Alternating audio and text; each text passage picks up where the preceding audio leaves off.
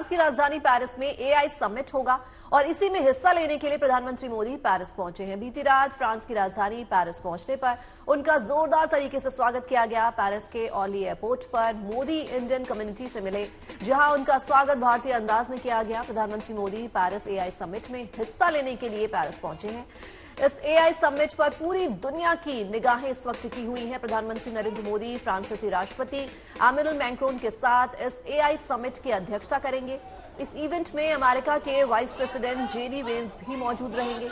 इस समिट में एआई के बढ़ते उपयोग, क्षमताओं और चिंताओं पर दुनिया भर के नेता विचार विमर्श करेंगे। इसके साथ ही प्रोडक्टिविटी को बढ़ाने के लिए एआई के उपयोग पर भी चर्चा की जाएगी। इससे पहले प्रधानमंत्री मोदी के सम्मान में फ्रांस की सरकार ने एलिसी पैलेस में वीवीआईपी डिनर का आयोजन किया था, जहां उनकी फ्रांस के राष्ट्रपति इमैनुअल मैक्रोन से मुलाकात हुई। प्रधानमंत्री मोदी का उन्हें गर्मजोशी के साथ उन्होंने उनका स्वागत किया।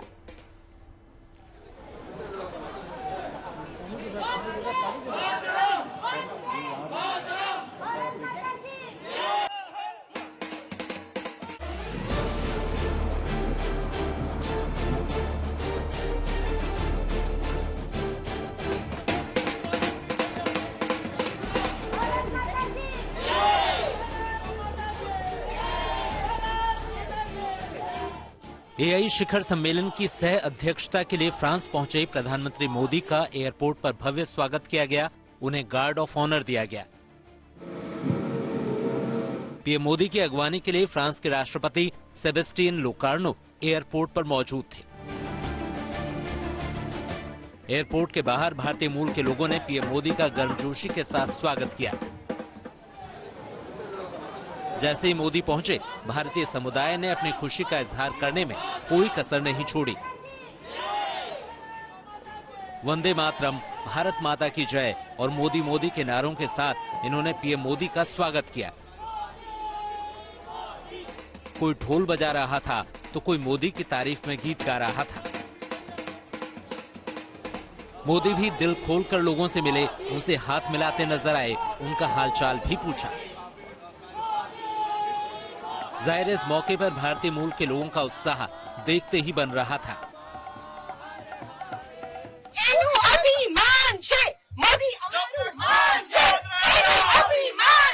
मोदी हमारी शान है। हाथ मिलाया मोदी जी ने। हमें दाऊदी बोरा कम्युनिटी घना खुश है। मोदी जी सब आया है, घना खुश है। हम बहुत खुश हैं, मोदी जी हमारे देश में आए इधर। हाँ जी, हमने हाथ मिलाया, हम बहुत खुश हैं, बहुत खुश हैं। मैंने उनसे बात की है कि देश के ये पहले प्राइम मिनिस्टर हैं जो सब धर्मों की बात करते हैं। मैं दिल्ली से हूँ और अभी भी मैंने उनसे 2 बार हैंडशेक किया। मुझे विश्वास नहीं हो रहा है कि मैं उनसे मिली हूँ। फ्रांस सरकार ने एलिसी पैलेस में प्रधानमंत्री मोदी के स्वागत में वीवीआईपी डिनर का आयोजन किया।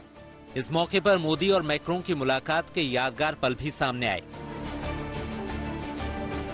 बेशक ये तस्वीर भारत फ्रांस की दोस्ती की तासीर बयां कर रही है। फ्रांस के राष्ट्रपति इमैनुअल मैक्रोन ने पूरी गर्मजोशी के साथ मोदी का स्वागत किया। इस मुलाकात को लेकर पीएम मोदी ने एक्स पर पोस्ट भी किया। पेरिस में अपने मित्र राष्ट्रपति मैक्रोन से मिलकर खुशी हुई। रात्रि भोज में प्रधानमंत्री ने अमेरिकी उपराष्ट्रपति जेडी वेंस से भी मुलाकात की, जो एआई शिखर सम्मेलन में भाग लेने के लिए फ्रांस में हैं। फ्रांस यात्रा के दौरान पीएम मोदी पेरिस में फ्रांसीसी राष्ट्रपति इमैनुअल मैक्रोन के साथ एआई शिखर सम्मेलन की सह अध्यक्षता करेंगे और उनके साथ द्विपक्षीय मुद्दों पर बातचीत करेंगे। PM Modi Bharat France CEO forum को भी संबोधित करेंगे। इसके अलावा उनका फ्रांस के राष्ट्रपति मैक्रोन के साथ मार्सेले में भारत के नए महावाणिज्य दूतावास का उद्घाटन करने का भी कार्यक्रम है। फ्रांस यात्रा के दौरान PM Modi international thermonuclear experimental reactor परियोजना का दौरा करेंगे। इसके अलावा मोदी पहले और दूसरे वर्ल्ड वॉर में बलिदान देने वाले भारतीय सैनिकों को मजार ह्यूज युद्ध समाधि स्थल पर श्रद्धांजलि देंगे। इसके बाद पीएम मोदी अमेरिका रवाना होंगे, जहां राष्ट्रपति ट्रंप से उनकी मुलाकात होनी है। Bureau report, good news today.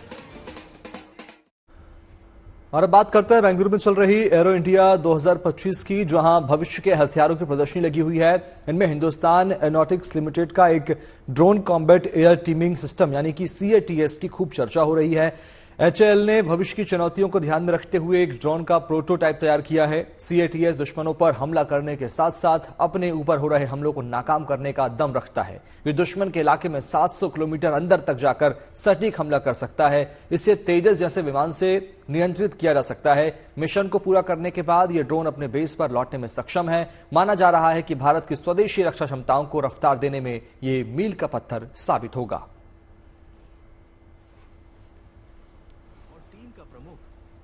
ये है भारत का नया कॉम्बैट। अक्सर हम देखते हैं कि रेलवे ट्रैक पर आई तकनीकी खराबी का समय रहते पता न लगने की वजह से कई हादसे हो जाते हैं। ऐसे हादसों से बचने के लिए IIT मंडी के छात्रों ने एक ऐसा ऑटोमेटिक मॉडल तैयार किया है जो समय रहते ही ट्रैक पर आई तकनीकी खराबी का पता भी लगा लेगा और अलर्ट भी करेगा। इसको नाम दिया गया है ऑटोमेटिक गाइडेड व्हीकल। प्रोजेक्ट के छात्रों का कहना है कि मौजूदा समय में रेलवे के ट्रैक के क्रैक और उसमें भविष्य में आने वाली तकनीकी खराबी का पता लगाने के लिए कोई यंत्र मौजूद नहीं है। इस काम को मैनुअली ही किया जाता है, लेकिन अब ऐसा नहीं है। ऑटोमेटिक गाइडेड व्हीकल इसके काम आ सकता है। इस मशीन में एक AI कैमरा और ऑकोस्टिक सेंसर लगा होगा। इस व्हीकल को रेलवे ट्रैक पर एक समय में 25 किलोमीटर तक भेजा जा सकता है। जहां जहां पर रेलवे ट्रैक पर क्रैक आए होंगे या फिर आने की संभावनाएं होंगी, उसकी पूरी जानकारी इसके माध्यम से GPS लोकेशन समेत आपको मिल जाएगी। फिर उस स्थान पर जाकर उस खराबी को तुरंत प्रभाव से ठीक किया जा सकता है। ये हमने प्रोजेक्ट जो बनाया है इंडियन रेलवेज के लिए बनाया है। ये एक ऑटोमेटिक गाइडेड व्हीकल है जो रेलवे ट्रैक में अपने आप चलेगी और कैमरा के थ्रू जो रेलवे ट्रैक में क्रैक्स आते हैं जिसके कारण बहुत सारे एक्सीडेंट्स होते हैं, उसके लिए हमने एक ये डेवलप किया है। ये AI मॉडल के थ्रू क्रैक डिटेक्ट कर रहा है, जो कि मतलब अभी तक जो होता था इंडियन रेलवेज में कि मैनुअली जाके लोग वहाँ पे देखते थे और साउंड के थ्रू चेक करते थे, लेकिन हमने जो बनाया है हमको बस इसको ट्रैक में छोड़ देना है और एक पॉइंट से दूसरे पॉइंट जाके जहाँ पे भी क्रैक होगी उसकी GPS लोकेशन हमको सेंड कर देगा, तो हमको डायरेक्ट पता चल जाएगा कि कहाँ रेलवे ट्रैक में दिक्कत है। और अब बात मौसम के मिजाज की करेंगे, जो किसी की समझ में नहीं आ रहा है। ऐसा इसलिए क्योंकि जम्मू कश्मीर में ऊंचाई वाले इलाकों में फिर से बर्फबारी शुरू हो गई है। हल्की फुल्की बर्फबारी नहीं बल्कि अच्छी खासी बर्फबारी का दौर शुरू हो चुका है। ऐसी बर्फबारी जिसकी चाहत लेकर सैलानी कश्मीर पहुंचते हैं। अब वहां बर्फबारी से ठंड भी बढ़ गई है, जबकि राजधानी दिल्ली में दिन के वक्त गर्मी बढ़ने लगी है। दिल्ली में एक दिन पहले यानी सोमवार को सीजन का सबसे गर्म दिन रहा। सोमवार को राजधानी दिल्ली का अधिकतम तापमान 28 डिग्री तक दर्ज किया गया है। ऐसे में लोग पूछ रहे हैं कि दिल्ली में अभी से मार्च वाली गर्मी क्यों पड़ रही है, जबकि पहाड़ अभी भी बर्फोत्सव मना रहे हैं। बांदीपोरा की गुरेज घाटी में तो बर्फ से सफेद हो चुके मैदान पर युवा क्रिकेट का मजा ले रहे हैं। बर्फीले मैदान पर रन बनाते बल्लेबाजों को देखकर एक रोमांच सा जाग जाता है।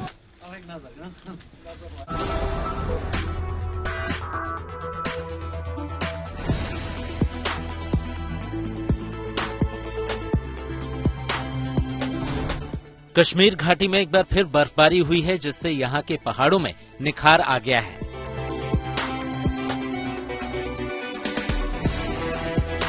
यही वजह है कि टूरिस्ट स्नोफॉल का जमकर लुत्फ उठाते देखे जा रहे हैं। हालांकि लोगों को घाटी में अभी ऐसी और भी जोरदार बर्फबारी का इंतजार है, क्योंकि इस बार ठंड के सीजन में घाटी उस बम्पर बर्फबारी से अछूती रही है जो यहाँ पहले होती रही है। वहीं हिमाचल प्रदेश में एक बार फिर 2 दिनों तक मौसम खराब रहने का अलर्ट है। हिमाचल प्रदेश के ऊंचाई वाले इलाकों में 2 दिनों तक पश्चिमी विक्षोभ का असर देखने को मिल सकता है। इस दौरान चंबा, कुल्लू, लाहौल स्पीति और किन्नौर जिलों में हल्की बारिश देखने को मिल सकती है। साथ ही शिमला के ऊंचाई वाले इलाकों में भी हल्की बारिश और बर्फबारी हो सकती है। हालांकि इसके बाद अगले 3 दिनों तक मौसम पूरी तरह शुष्क बना रहेगा। 14 और 15 फरवरी को लाहौल स्पीति, कांगड़ा और चंबा के ऊंचाई वाले क्षेत्रों में दूसरा पश्चिमी विक्षोभ सक्रिय होगा।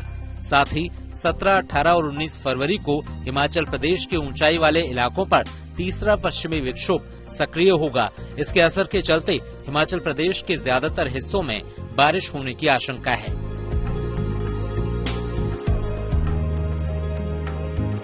वहीं अगर दिल्ली की बात करें तो यहाँ मौसम अजब आंख मिचोली खेल रहा है। राजधानी में कल यानी सोमवार को सीजन का सबसे गर्म दिन दर्ज किया गया। यहाँ अधिकतम तापमान 28 डिग्री सेल्सियस तक पहुँच गया। अब माना जा रहा है कि उत्तर भारत में गर्मी इसी तरह सताएगी। दिल्ली में मौसम का मिजाज लगातार बदल रहा है। आप देख सकते हैं किस तरीके से सुबह और शाम जो है वो तापमान एकदम अलग होता है और वहीं दिन की अगर बात की जाए तो तेज गर्मी इस वक्त सताती है। आप देख सकते हैं आसमान किस तरीके से बेहद साफ है। मौसम विभाग की बात करें तो उनके अनुसार पश्चिमी विक्षोभ के बाद जो है ये एक मौसम ने करवट ली है, जिसके बाद तापमान में अब लगातार इजाफा होगा। बीच बीच में तेज हवाएं चलेगी, जिसकी वजह से तापमान थोड़ा सा कम रहेगा, ठंडी हवा हो सकती है, लेकिन गर्मी अगर हम बात करें तो ये लगातार इसी तरीके से तापमान बढ़ता हुआ नजर आएगा। हालांकि जम्मू कश्मीर, हिमाचल प्रदेश और उत्तराखंड में बर्फबारी की संभावना के चलते राजधानी में कल परसों से तापमान 1 से 2 डिग्री कम दर्ज हो सकता है, क्योंकि पहाड़ों में बर्फबारी से दिल्ली में बारिश की भी संभावना बन रही है। कल परसों से थोड़ा बहुत टेम्परेचर्स डिक्रीज करना शुरू होगा, मिनिमम टेम्परेचर्स, क्योंकि आपका ये दोबारा बादल और बारिश होने की संभावना है। थोड़ा स्नोफॉल का पॉसिबिलिटी है, खासकर पहाड़ी राज्यों में, जम्मू एंड कश्मीर, हिमाचल प्रदेश और उत्तराखंड में आज और कल। उसके चलते मिनिमम टेम्परेचर उसके बाद थोड़ा गिरेगी। वेस्टर्न डिस्टर्बेंस की वजह से जो मौसम बना हुआ है वही तापमान में बदलाव की वजह है। अब चूंकि गर्मी बढ़ने के आसार हैं, तो बदलते मौसम के साथ सावधानियां रखनी भी जरूरी हो जाती हैं। श्रीनगर से मीर फरीद, शिमला से विकास शर्मा और दिल्ली से मनीषा लड्डा के साथ bureau report, good news today.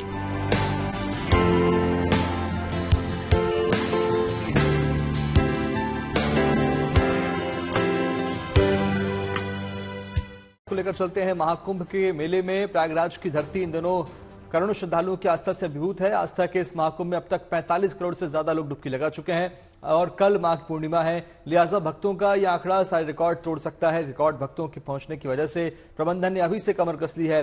प्रशासन से लेकर शासन सभी प्रयाग नगरी में भीड़ को लेकर पूरे इंतजाम कर रहे हैं। महाकुंभ में भारी जाम को लेकर सीएम योगी ने अधिकारियों के साथ बैठक की। इस बीच आपको बता दें कि संगम में पवित्र स्नान के बाद बड़ी संख्या में श्रद्धालु काशी, अयोध्या की ओर रवाना हो रहे हैं। जिस तरह भीड़ प्रयागराज में देखने के लिए मिल रही है, ठीक उसी तरह लाखों श्रद्धालु रामलला के दर्शन के लिए भी अयोध्या पहुंच रहे हैं। श्रद्धालुओं को दर्शन में कोई परेशानी ना हो, इसके लिए मंदिर में दर्शन के समय में भी थोड़ा बदलाव किया गया है। सुबह 7 बजे से दर्शन अब सुबह 6 बजे से कर दिए गए हैं, यानी अब श्रद्धालुओं को 1 घंटे पहले से ही दर्शन होना शुरू हो जाएंगे। व्यवस्थाएं पूरी कर ली गई है। कल माघ पूर्णिमा है और बड़ी संख्या में श्रद्धालु पहुंचेंगे, ऐसा अनुमान है। तो तस्वीर आप देखिए, योगी का व्यवस्था को लेकर लगातार अलर्ट मोड पर आप देखिए तस्वीरें, जहां बैठक लगातार चल रही है और इस बीच बड़ी संख्या में श्रद्धालुओं के पहुंचने का सिलसिला भी जारी है। महाकुंभ में आस्था का सैलाब उमड़ रहा है। कल माघ पूर्णिमा है और इस मौके पर बड़ी संख्या में संगम में तांता लगेगा भक्तों का, श्रद्धालुओं का। इसको लेकर सरकार लगातार बैठकें कर रही है, अलर्ट है, व्यवस्थाओं को परखा जा रहा है और रामलला के दर्शन के लिए भी कुंभ से अब श्रद्धालु अयोध्या पहुंचेंगे।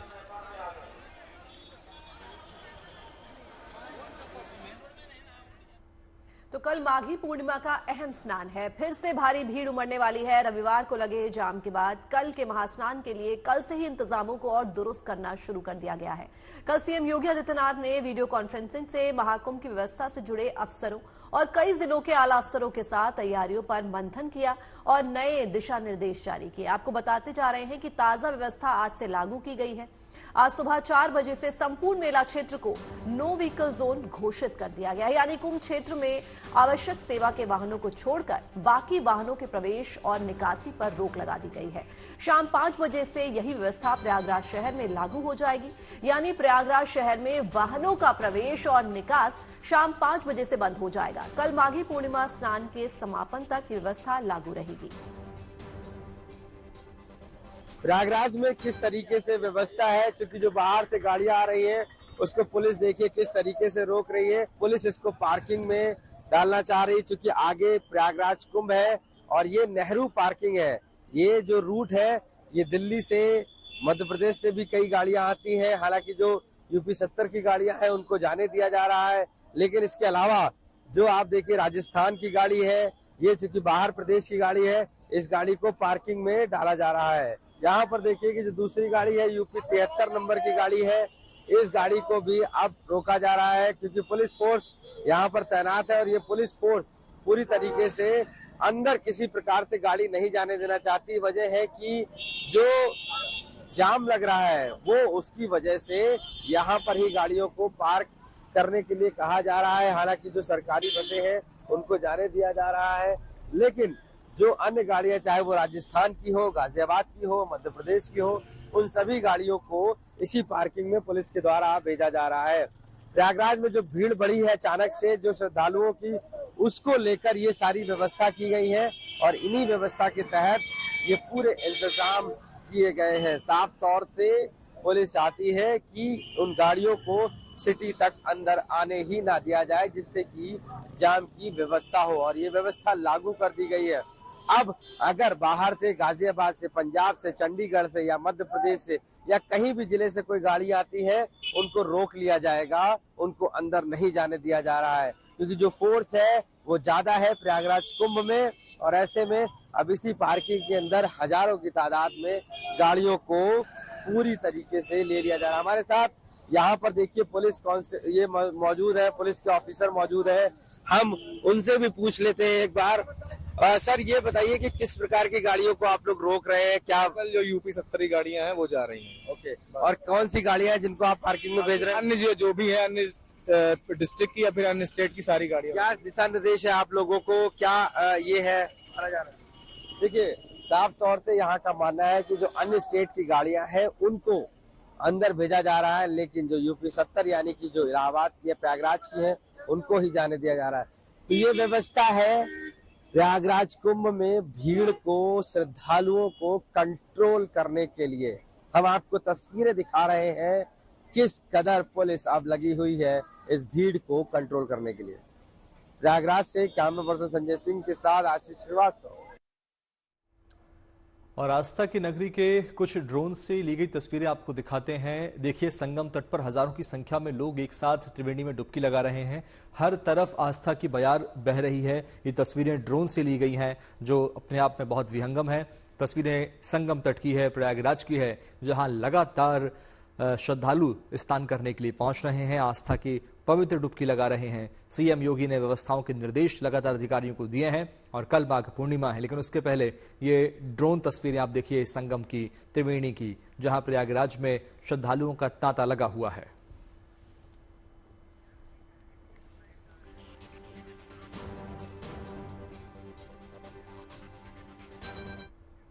तो महाकुंभ में भीड़ को नियंत्रित करने के लिए योगी सरकार एक्शन में है। दरअसल 12 फरवरी को माघी पूर्णिमा है, यानी कि कल, और इस दिन संगम में डुबकी लगाने का खास महत्व होता है।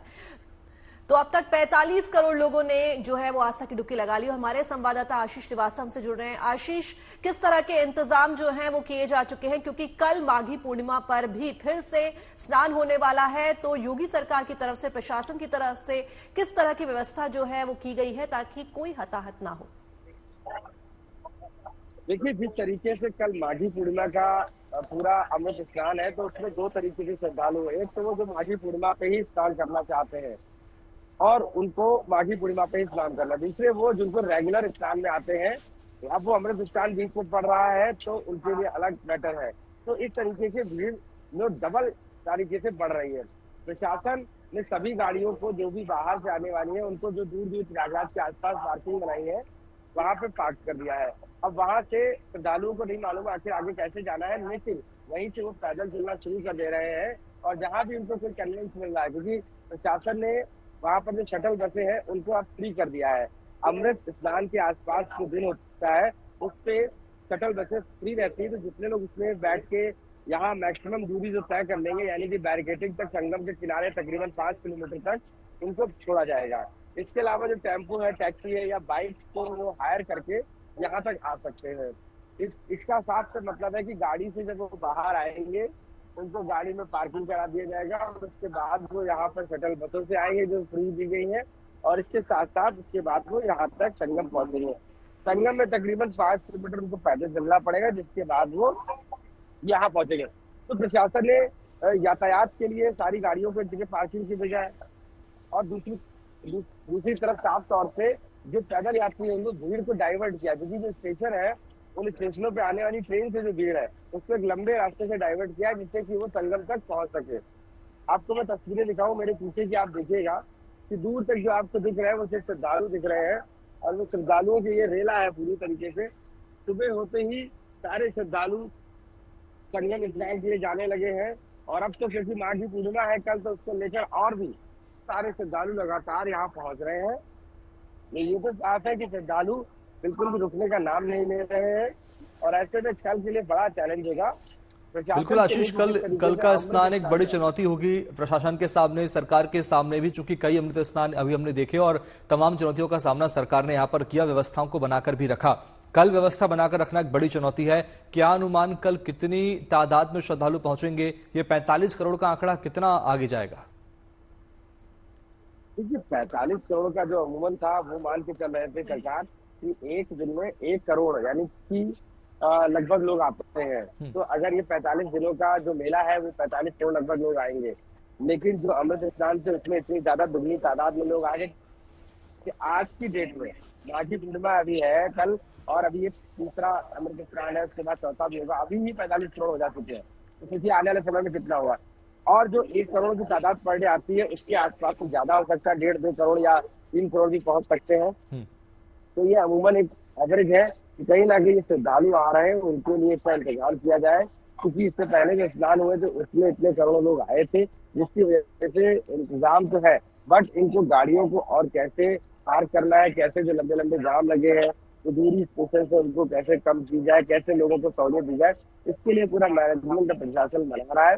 क्योंकि कल के लिए माघी पूर्णिमा जो बड़ा स्नान है इस महाकुंभ का, जिससे 44 वर्षों बाद आ रहा है, उसके लेकर वो सभी तैयारियां की गई है और प्रशासन भी देख रहा है कि किस तरीके से इन पूरे जो अमृत स्नान है इससे सहूलियत से श्रद्धालु स्नान कर सके। जी आशीष, आप लगातार वहां मौजूद हैं, तो आप क्या देख पा रहे हैं कि कंपैरेटिवली जो शाही स्नान के समय जो भीड़ थी, जितने श्रद्धालु वहां थे, और आज जब कल माघी पूर्णिमा है तो कहीं ना कहीं श्रद्धालु जो है वो कम हुए हैं और जिस तरीके से लोग वहां पहुंच रहे हैं लगातार, लेकिन भीड़ में हम देख रहे हैं कि थोड़ी तो कमी आई है। देखिए जो श्रद्धालु है वो साफ तौर से अब माघी पूर्णिमा पर तो आते ही स्पेशली क्योंकि उनको स्नान करना होता है, लेकिन जो पिछली घटना हुई थी उसको लेकर थोड़ा सचेत थे, तो इस वजह से वो माघी पूर्णिमा से पहले भी श्रद्धालु आना शुरू कर दिए थे। माघी पूर्णिमा को तो आएंगे ही आएंगे और माघी पूर्णिमा के बाद भी आएंगे। तो एक जो रेगुलर श्रद्धालुओं का रेला है, कह सकते हैं, आता है, वो तो बना हुआ है, वो बिल्कुल भी नहीं रुक रहा है। वो इस वजह से कि कहीं ना कहीं जो शाही स्नान है वो पूरी तरीके से करना चाहते हैं, अमृत स्नान करना चाहते हैं, इस वजह से भी लोग आएंगे। तो ये तादाद बढ़ेगी जरूर। प्रशासन इसीलिए अपने कई अधिकारियों को लखनऊ से डायरेक्ट भेजा गया है इस पूरे सिस्टम को संभाले, कई जो एडमिनिस्ट्रेशन के अधिकारी, बिल्कुल, यानी कि तादाद श्रद्धालुओं की बढ़ेगी और उसको लेकर सरकार ने भी तमाम प्रयास जो है पूरे कर दिए हैं, व्यवस्थाएं पूरी कर ली और कल देखना होगा कि माघी पूर्णिमा पर कितनी बड़ी तादाद में श्रद्धालु पहुंचते हैं और आस्था की डुबकी लगाते हैं। बहुत शुक्रिया आशीष, तस्वीर दिखाने और बातचीत करने के लिए। और सूरजकुंड मेले की बात कर लेते हैं अब। मेले में करीब 42 देशों के 648 शिल्पकार हिस्सा ले रहे हैं। 23 फरवरी तक चलने वाले कला संस्कृति के मेले में विदेशी हस्तशिल्प और लोक कला के अद्भुत रंग आपको देखने को मिल रहे हैं। हम आपको रूस और अफ्रीका के क्राफ्टमैन के हुनर से रूबरू कराते हैं, आइए देखते हैं।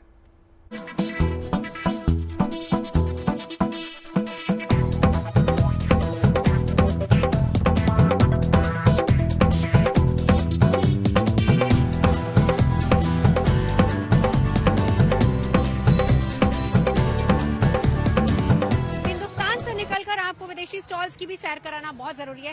एक बड़ा इंटरेस्टिंग शख्स से आपको मिलवाती हूँ, आइए। ये है रशिया से आए हुए हैं।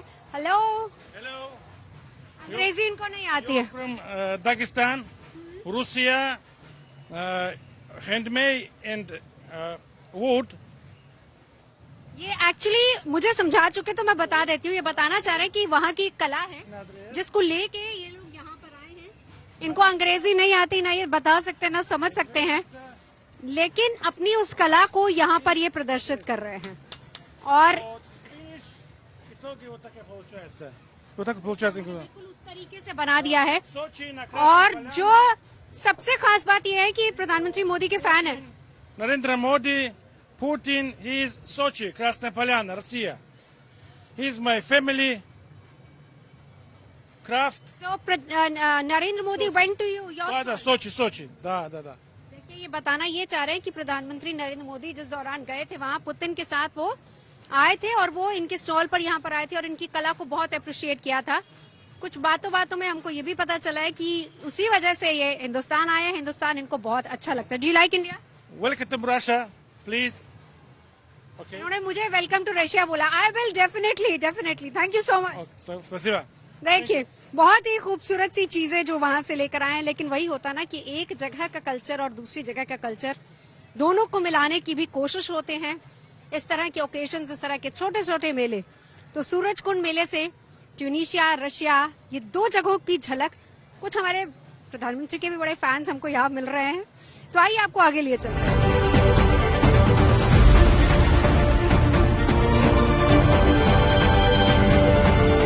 दक्षिण अफ्रीकी देश है इस्वातिनी, वहाँ के भी कुछ लोग यहाँ पर हैं, बहुत ही अच्छे खूबसूरत कलरफुल ड्रेसेस में, डिजाइन्स में। So you come from Eswatini? Yes, ma'am, we are from the kingdom of Eswatini, down far south of Africa, between Mozambique and South Africa. देखिए, अब ये जो बड़ी खूबसूरत सी माला है, ये एकदम नेचुरल, आप चले जाइए, ये नेचुरल बीज से बनी हुई है। वो बीज जो कि हम लोग खाते हैं, फलों के हो सकते हैं या फिर वेजिटेबल्स के हो सकते हैं, उनको सुखा के पिरो के ये माला बनाई गई है और ऐसा इनका कहना है कि 1 घंटे में इस माला को तैयार कर लिया जाता है। जब आप सूरजकुंड आएंगे, बहुत सारे देश हैं जिनकी अलग अलग चीजें यहाँ पर आपको आकर्षित करेंगी। तो इस्वातिनी दक्षिण अफ्रीका का एक देश है जहाँ से लोग आए हैं, वहाँ की स्पेशल चीजें, बिल्कुल नेचुरल चीजें जिनको यहाँ पर पेश किया गया। वैसे भी सूरजकुंड में जब आप आते हैं तो जाहिर सी बात है कि आप no artificial, only natural, real handloom, आपके इलाके की शुद्ध देसी चीज आपको देखने को यहाँ पर मिलेगी। और राजस्थान के सरस्का टाइगर रिजर्व में इन दिनों बाघों की शानदार साइटिंग हो रही है। बीते 2 दिनों से यहां पर्यटकों को बाघों के अद्भुत नजारे देखने को मिल रहे हैं। सबसे खास बात यह रही कि सरस्का का लोकप्रिय बाघ युवराज ST21 पर्यटकों की गाड़ी के आसपास चहलकदमी करता नजर आया, जिसे देखकर सैलानी बेहद रोमांचित हो उठे। इसके अलावा बाघिन ST9 सहित कुल 6 बाघों को पर्यटकों ने अपनी सफारी के दौरान देखा और अपने कैमरों में कैद किया। उनकी तस्वीरें, वीडियो सोशल मीडिया पर शेयर किए, जो तेजी से लगातार वायरल हो रहे हैं। सरिस्का में बाघों की आबादी बढ़ने के साथ ही पर्यटकों की संख्या में भी जबरदस्त बढ़ोतरी हो रही है। सर्दी के मौसम में आमतौर पर बाघ धूप सेकने के लिए बाहर निकलते हैं, जिससे सैलानियों को उन्हें देखने का अच्छा मौका मिल जाता है।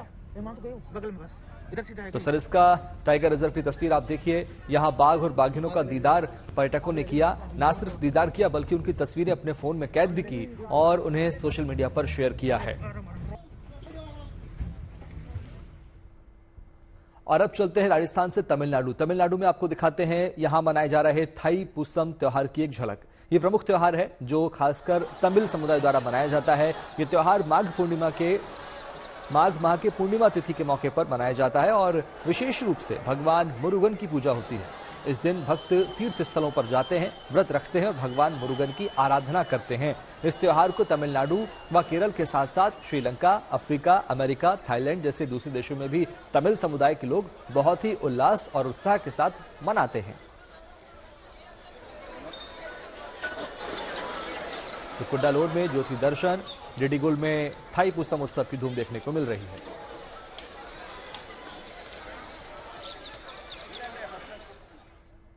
और आइए चलते हैं अब रोम, जहां मौजूद है गुब्बारा संग्रहालय। यहां पर सिर्फ गुब्बारे ही नहीं, उनके साथ रोशनी और क्रिएटिविटी का संगम भी है।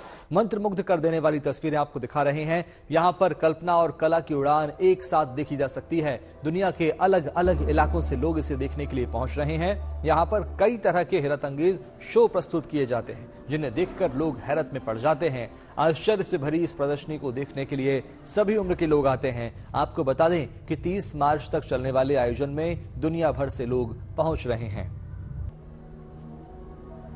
तो हैरत अंगेज शो देखकर लोग हैरान हैं। गुब्बारा संग्रहालय की तस्वीर आप देखिए, इस एक झलक को देखने के लिए बड़ी संख्या में लोग पहुंचते हैं और गुब्बारे के साथ साथ रोशनी और क्रिएटिविटी का संगम यहां देखने को मिलता है और लोग इसे देखकर हैरान ही रह जाते हैं।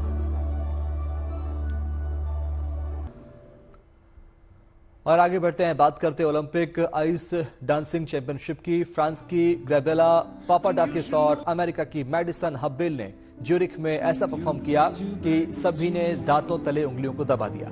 उनकी प्रस्तुति को देखकर उम्मीद भी जगी है कि इस स्पोर्ट्स में लैंगिक रूढ़िवादिता को तोड़ने में मदद मिलेगी और एक ही जेंडर के जोड़ों के लिए रास्ता खोलेगी। 2022 के ओलंपिक के बाद इन दोनों चैंपियंस ने मॉन्ट्रियल में साथ साथ ट्रेनिंग की थी।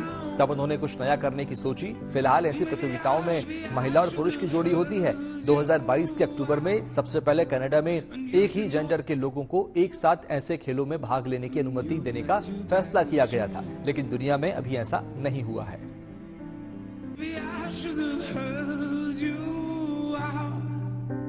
And you should know